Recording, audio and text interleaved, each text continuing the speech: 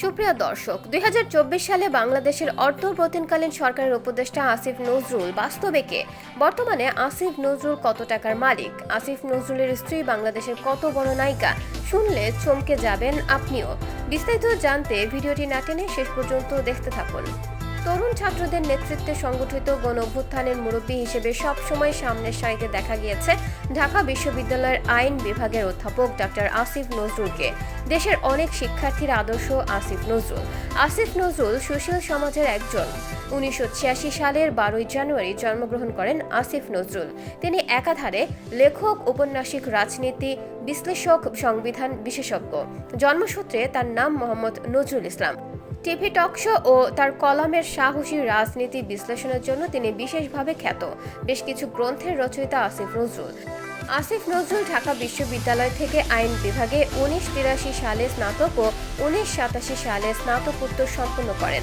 ১৯৯৯ সালে Suez school of Oriental and African studies university of London থেকে তার PhD সম্পূর্ণ করেন। পরবর্তী জার্মানির কোন শহরের এনভায়রনমেন্টাল ল সেন্টার থেকে তিনি পোস্ট ডক্টরের ফেলোশিপ অর্জন করেন। এরপর তিনি School of Oriental and African স্টাডিজের একজন কমনওয়েলথ ফেলো হিসেবে কাজ করেছেন। ঢাকা বিশ্ববিদ্যালয়ের শিক্ষক হিসেবে যোগদানের পূর্বে ১৯৯১ সাল থেকে আসিফ নজরুল একটি ভূগোল প্রচারিত সার্থক পত্রিকায় প্রতিবেদক হিসেবে কাজ করতেন। পরে বিচিত্রার উত্তরসূরি সাপ্তাহিক ২০০০ প্রদায়ক সম্পাদক হিসেবে কাজ করেন। তিনি কিছু সময়ে বাংলাদেশ সরকারের একজন সরকারি কর্মকর্তা ম্যাজিস্ট্রেট হিসেবে কাজ করেছেন।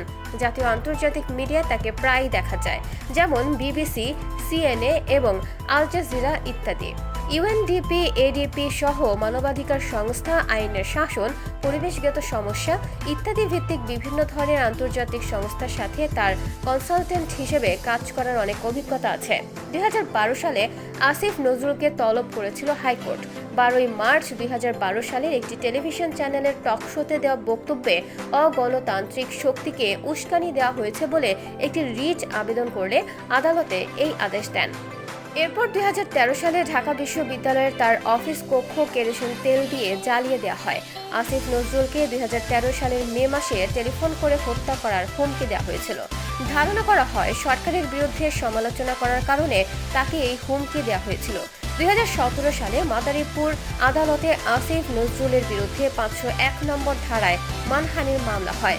বর্তমানে আসিফ নজরুল কত কোটি টাকার মালিক সেটা এখনও জানা যায়নি। ব্যক্তিগত জীবনে আসিফ নজরুল পুরনো কথার সাহিত্যিক হুমায়ুন আহমেদের কন্যা শিলা আহমেদের স্বামী। শিলা আহমেদ এবং আসিফ নজরুলের একটি কন্যা সন্তান রয়েছে। তো বন্ধুরা, ২০২৪ সালের অন্তর্বর্তীকালীন সরকারের উপদেষ্টা আসিফ নজরুলকে আপনার কেমন লাগে জানিয়ে দিন কমেন্ট করে। আর ভিডিওটি ভালো লেগে থাকলে একটি লাইক দিয়ে চ্যানেলটি সাবস্ক্রাইব করুন। ধন্যবাদ।